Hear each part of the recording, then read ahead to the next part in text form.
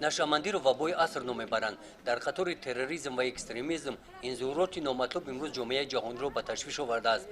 Бинобар ҳамин сабаб бо қарори Созмони милали муттаҳид дар ҷаҳон рӯзи 26 июн ҳамчун рӯзи мубориза бар зидди нашамандӣ қабул гардидааст. бахшида ба рӯзи ҷаҳонӣ мубориза бар зидди нашамандӣ дар ноҳияи ба номи Мир Саиди Али Ҳамадонӣ бо дастгирии мақомоти иҷроияи ҳокимияти давлатии ноҳия ва агентии назорати маводи нашоавар дар минтақа чорабиниҳои фарҳангӣ, маърифатӣ ва варзишӣ доир гардиданд.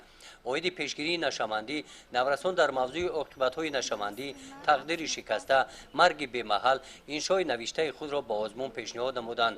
бахшида ба ин мавзӯъ расмҳои кашидаи хонандагони муассисаҳои таҳсилоти миёнаи умумии ноҳия ҷолибу диданӣ буданд.